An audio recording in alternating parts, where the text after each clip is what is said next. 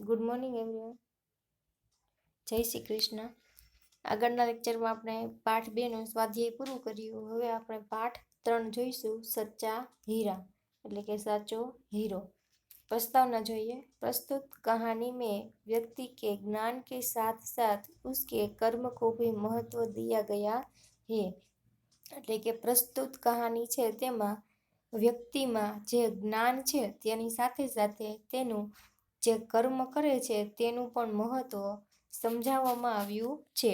અચ્છા જ્ઞાન અચ્છી બાત હે એટલે કે સારું જ્ઞાન છે એ સારી વાત છે, લેકિન વહ આચરણ મેં નહીં હે તો નિરર્થક હે, પણ તે આપણે આચરણમાં તેનો ઉપયોગ કરતા નથી તો તે વ્યર્થ છે, નિરર્થક છે.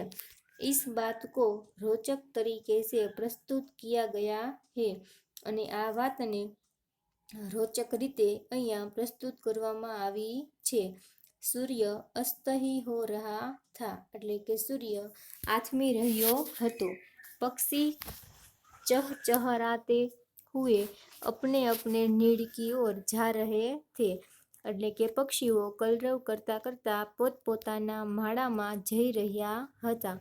गांव की कुछ स्त्रियां पानी लेने के लिए घड़े लेकर कुएं की ओर चल पड़ी એટલે કે ગામની સ્ત્રીઓ હતી તે ઘડા લઈ અને કૂવા તરફ પાણી લેવા માટે ચાલી निकली.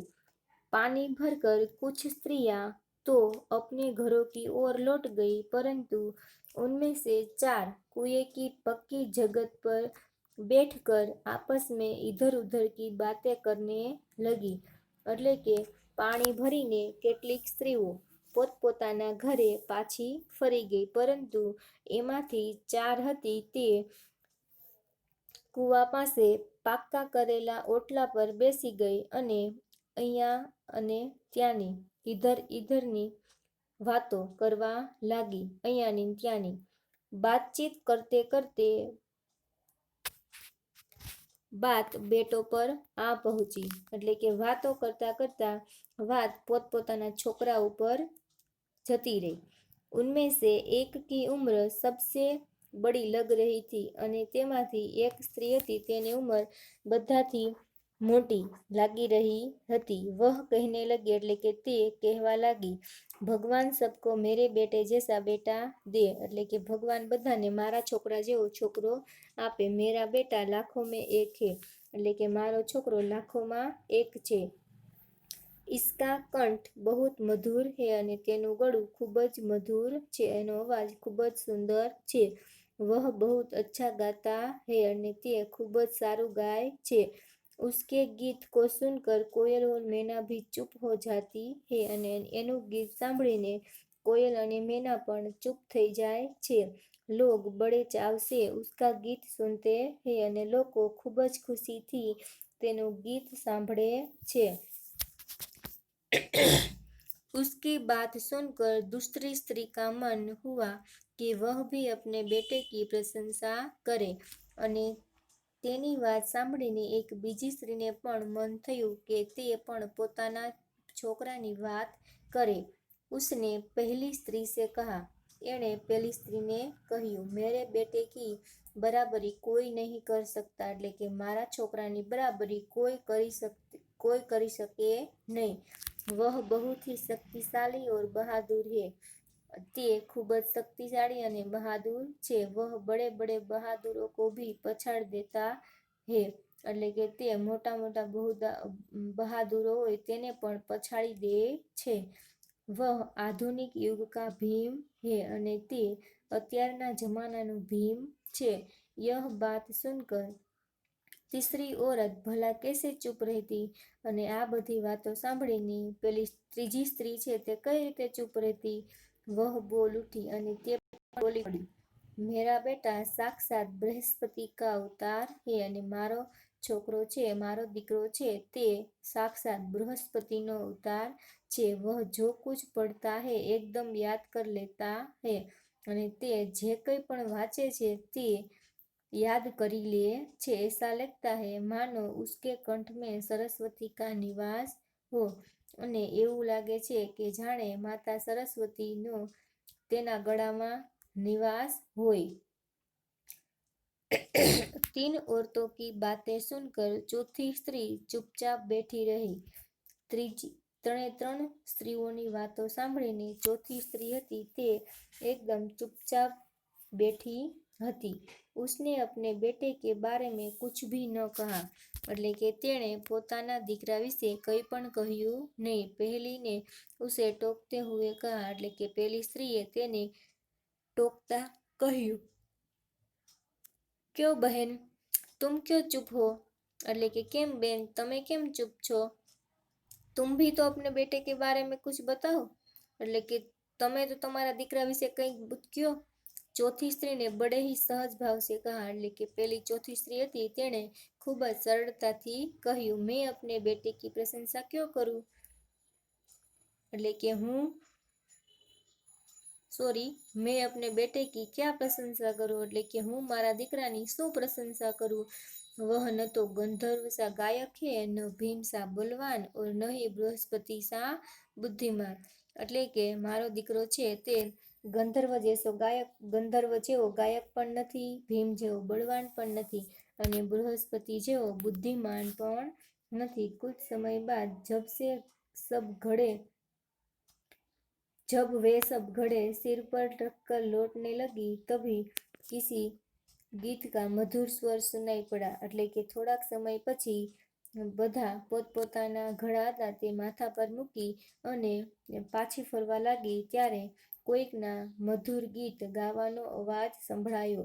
સુનકર પહેલી સ્ત્રી બોલી અને સાંભળીને પેલી સ્ત્રી હતી તે બોલી, સુનો મેરા હીરા गा रहा है, એટલે કે સાંભળો મારો હીરો ગાઈ રહ્યો છે। तुम लोगों ने सुना उसका कंठ कितना मधुर है, એટલે કે તમે લોકોએ સાંભળ્યું કે તેનો અવાજ કેટલો સુંદર છે। वह लड़का गीत गाता हुआ उसी रास्ते से निकल गया, એટલે કે તે છોકરો ગીત ગાતો ગાતો તે જ રસ્તા ઉપરથી આગળ નીકળી ગયો।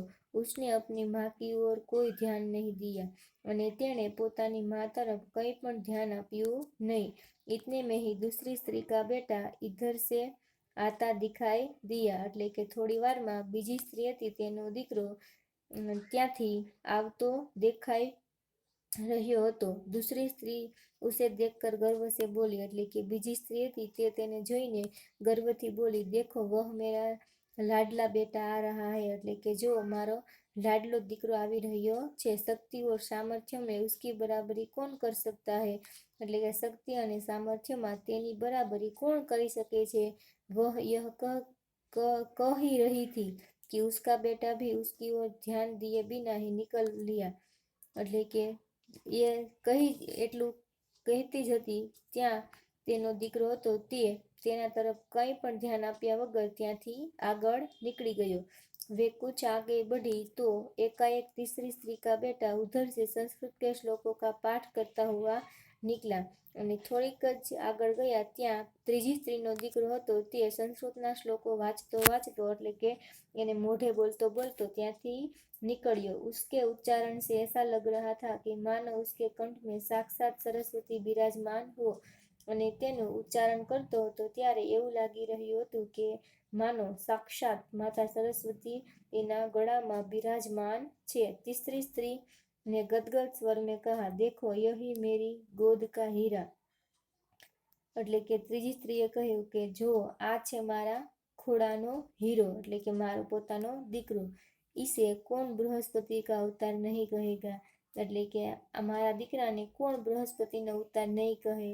परंतु उसका बेटा भी माँ की ओर देखे बिना आगे बढ़ गया, પણ તેનો દીકરો પણ માની તરફ કંઈ પણ ધ્યાન આપ્યા વગર આગળ નીકળી ગયો।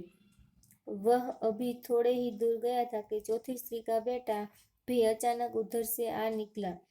તે થોડાક આગળ ગયા હતા ત્યાં જ ચોથી સ્ત્રીનો છોકરો ત્યાંથી અચાનક જ આવી निकलियो। वह देखने में बहुत ही सीधा साधा और सरल प्रकृति का लग रहा था, તે જોવામાં ખૂબ જ સીધો સાધો અને સરળ પ્રકૃતિનો લાગી રહ્યો હતો। उसे देखकर चौथी स्त्री ने कहा, એને જોઈને ચોથી સ્ત્રીએ કહ્યું, बहन यही मेरा लाल है, એટલે કે બહેન આ જ મારો દીકરો છે। चौथी स्त्री उसके बारे में बता ही रही थी कि उसका बेटा पास आ पहुंचा, એટલે કે ચોથી સ્ત્રી એ લોકોને બતાવી જ રહી હતી કે આ મારો દીકરો છે। ત્યાં જ તેનો દીકરો હતો તેની પાસે આવી પહોંચ્યો। અપની માँ को देखकर वह रुक गया और बोला, એટલે પોતાની માને જોઈને તે ઊભો રહી ગયો અને કહ્યું, માં લાવો મેં तुम्हारा घड़ा पहुंचा दूं, એટલે કે માં મને આપી દો, હું તમારો ઘડો ઘરે પહોંચાડી દઈ। मना करने पर भी उसने माँ के सिर से पानी से भरा घड़ा उतार कर अपने सिर पर रख लिया और घर की ओर चल पड़ा, એટલે કે એની માં ના પાડતી હતી છતાં પણ તેના માથા પરથી ઘડો લઈ અને પોતાના માથા ઉપર ઘડો મૂકી અને ઘર તરફ ચાલી નીકળ્યો।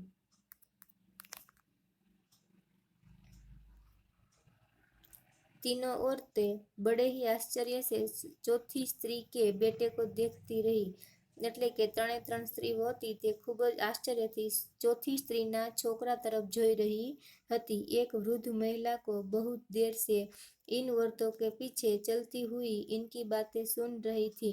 पास आकर बोली, देखती क्या हो, यही सच्चा हीरा है, એટલે કે એક વૃદ્ધ મહિલા હતી તે ક્યારની તે સ્ત્રીઓની પાછળ ચાલતી આવતી હતી અને આ બધાની વાતો સાંભળતી હતી। તે પાસે આવીને બોલી કે જોવો છો શું, આ જ સાચો હીરો છે। બધાને પાઠ સમજાઈ ગયો। ચાલો આપણે શબ્દાર્થ જોઈએ। હીરા તો નવરત્ન, बहुत ही अच्छा आदमी। चहचहाना એટલે કે ચહકના, ચહકારના। નીડ તો ઘોંસલા, કંઠ તો ગલા, આવાજ, સ્વર, શબ્દ। ચાવ તો પ્રબલ ઈચ્છા, લગન। પ્રશંસા તો તારીફ, ગુણ। બરાબરી તો તુલના, સમતા, સમાનતા। સામર્થ્ય તો બલ, યોગ્યતા। પછાડના તો હરાના, પટકના યા ગીરના। આધુનિક તો અર્વાચીન, નવીન। બૃહસ્પતિ તો દેવો કે ગુરુ। સાક્ષાત તો સામને, સમ્મુખ, પ્રત્યક્ષ, મૂર્તિમાન। નિવાસ તો ઘર અથવા તો રહેने का स्थान। टोकरा तो रोकना या पूछताछ करना। मधुर तो मीठा। गर्व तो अभिमान। प्रकृति तो स्वभाव। હવે મુહાવરા જોઈએ। इधर उधर की बातें करना એટલે કે ગપ્પે મારના।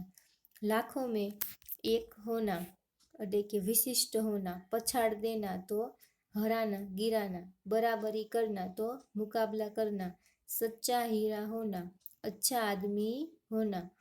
આગળનું આ પાઠનો સ્વાધ્યાય છે તે આપણે આગળના લેક્ચરમાં જોઈશું।